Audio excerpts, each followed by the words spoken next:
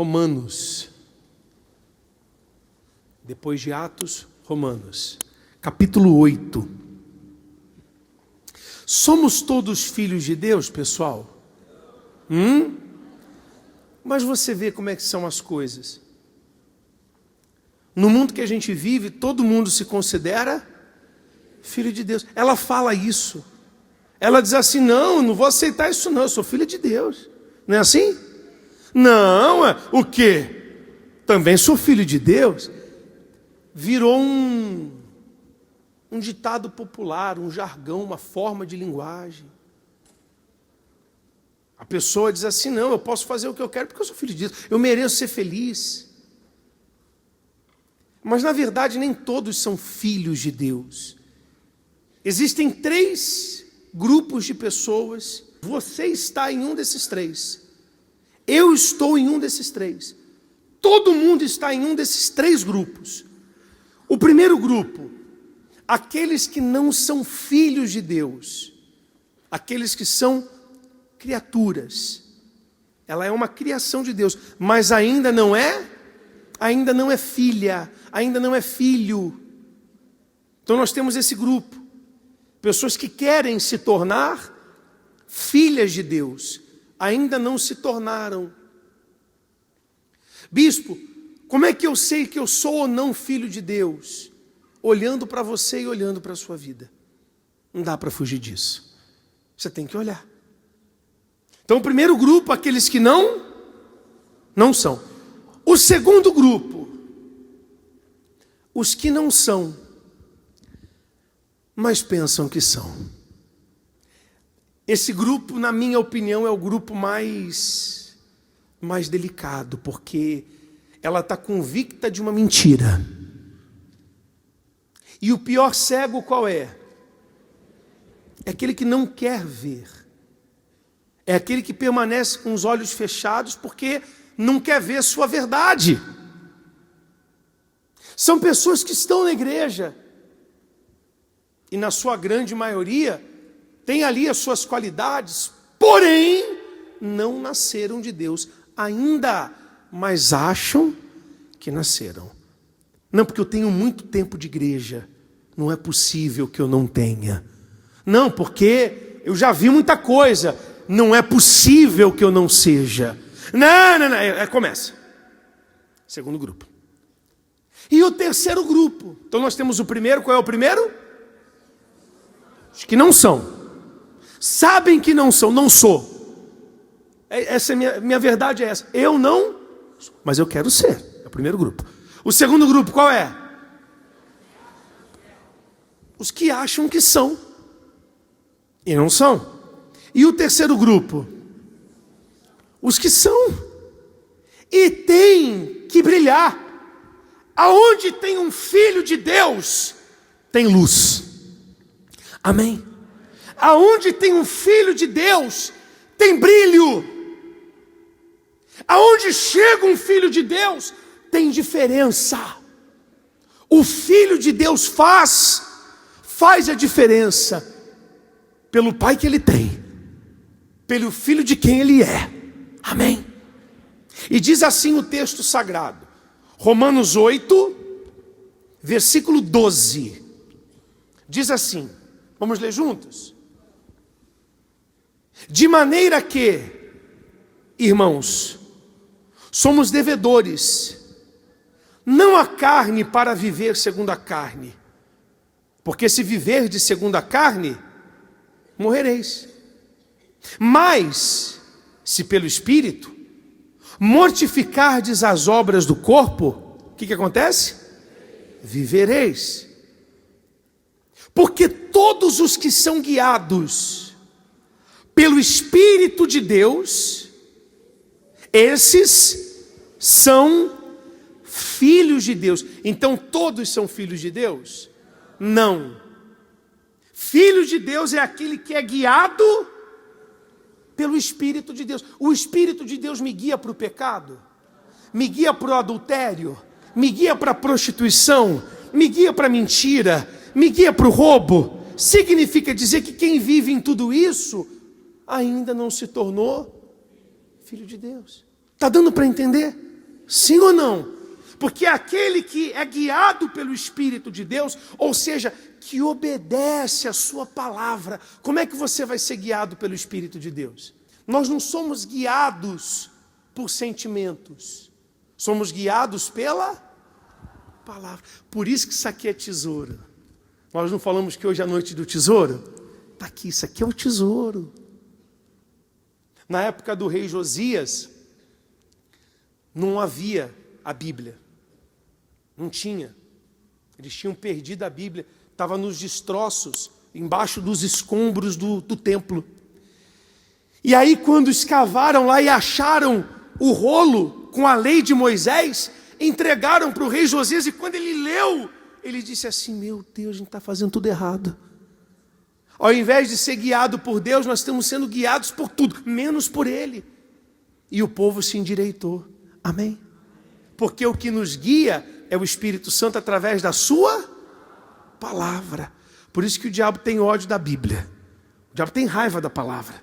Porque é a única coisa que pode vencer. Quando isso aqui está na mão de um filho de Deus, quando a pessoa é guiada por essa palavra, ela vence o inferno. Amém? Amém? Ele continua, versículo 15. Porque não recebestes o espírito de quê? De escravidão, para outra vez estardes em temor. Mas recebestes o quê? O espírito de adoção de filhos, pelo qual clamamos, Abba, Pai. Então aqueles que receberam o Espírito Santo, é como se eles tivessem sido adotados por Deus. Não eram filhos, mas foram feitos filhos. Eram criaturas, mas agora podem chamar Deus de quê? De Pai. Amém? Quem está entendendo? É o Espírito Santo que gera essa nova criatura, que não é mais uma criatura de Deus simplesmente, mas agora é o seu filho. Quem gera isso é o Espírito Santo, pessoal. Não sou eu. Não tem como um pastor gerar alguém de Deus. Não tem. Isso é o Espírito Santo. É o Senhor Jesus em espírito em você. Aí ele diz, olha o que acontece, versículo 16. O próprio Espírito faz o quê? Testifica com o nosso espírito que somos filhos de Deus. O filho tem certeza, é testificado, ele é filho, até debaixo d'água, até na tempestade, até no deserto. E quem olha para ele vê que ele é filho. Lembra do Senhor Jesus quando crucificado? Foi preso no madeiro. Voluntariamente sacrificou sua vida, derramou o seu sangue na cruz, no Monte Calvário. Na hora que o sangue de Jesus escorre pela cruz e toca o Monte Calvário, o que acontece? O que a Bíblia diz que acontece? Lembra do texto? Vários eventos acontecem. O quê? Terremoto. As pedras começam a se fender, tem um grande terremoto. Que mais? O véu se rasgou de alto a baixo. Que mais? Os mortos ressuscitam. Sinais nos céus. Acontece um rebuliço. Uma coisa estrondosa. E o soldado romano fala o quê? Verdadeiramente ele é filho de Deus. O incrédulo, o endemoniado, quando vê a vida de uma pessoa fazer barulho, de uma pessoa que está no altar, ela olha e reconhece o quê? Isso é filho de Deus. Olha o casamento que ele tem. Ele é filho de Deus. Olha o caráter que ele tem. Ele é filho de Deus. Quem olha para você vê o quê? Não me responda, por favor. Quem olha para você em casa, se eu perguntar para o seu marido sobre a senhora, se eu perguntar para a sua esposa sobre o senhor, que eu vou ouvir? Não me responda. Se eu perguntar para as pessoas que trabalham com você, para sua mãe, para o seu pai, para o seu filho, o que eu vou ouvir? Ele diz assim, versículo 17. E se nós somos o quê? Fala alto, gente. Somos logo herdeiros também, verdadeiramente herdeiros de Deus e co-herdeiros de Cristo, se é certo que com Ele padecemos, para que também com Ele sejamos glorificados. Então, se eu sou filho de Deus, eu também sou herdeiro de tudo que Ele me promete. Se eu padeço como Cristo, ou seja, se eu sacrifico como Ele, então eu também vou ser glorificado. Amém? A minha vida vai glorificá-lo. A minha glória não é a glória para mim, é glória para quem? Para Deus. Está dando para entender sim ou não? Sim ou não? Jesus disse isso numa certa ocasião. Ele disse, acho que é João 17:10, ele disse lá, todas as coisas do Pai são minhas, porque todas as minhas coisas são do Pai. Quem quer o tudo de Deus? A gente nem pensa, né, gente, para falar isso, né? Quem quer o tudo de Deus? Levanta até o pé, o tudo de Deus, eu quero o tudo de Deus. Tudo mesmo? Quem quer o tudo? Até a cruz? Bispo, essa parte não dá para pular, não? Não dá.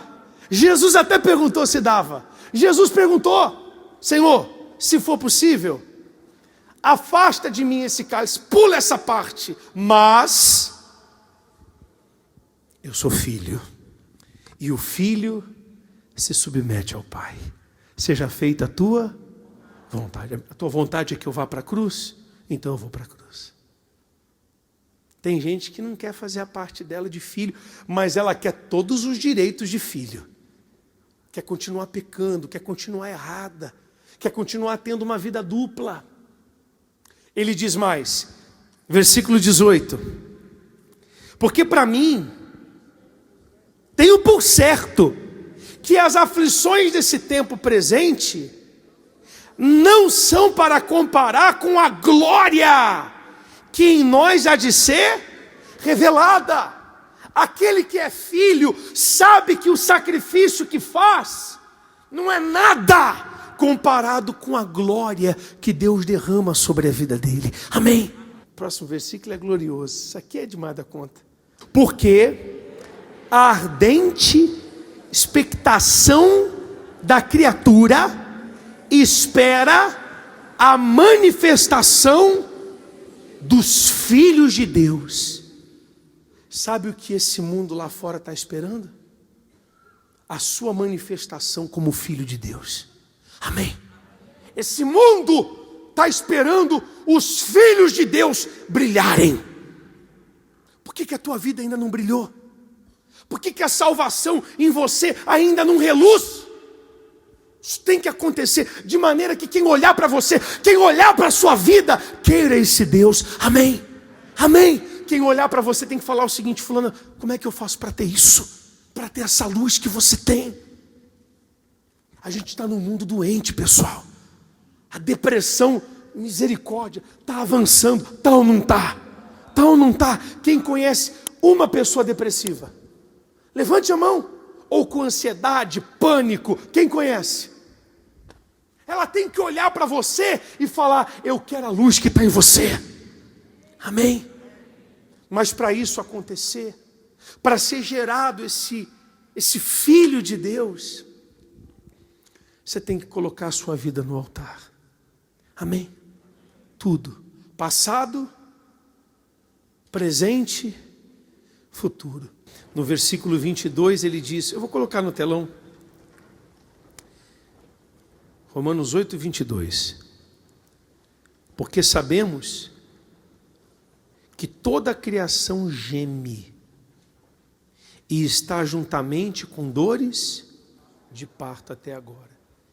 Enquanto o filho se alegra, quem não é filho, quem é criação, geme. chega de gemer, chega de sentir dor. Olha o que esse tesouro, que essa palavra trouxe para você nessa noite. Olha para dentro de você. Esquece o tempo que você tem de igreja. Porque se você não é filho de Deus e quer se tornar, você tem que vir para o altar. Se você acha que é, mas você está ouvindo a palavra e reconhece que não é, você tem que vir para o altar. E se você é filho de Deus, o teu lugar, você já está no altar. Amém?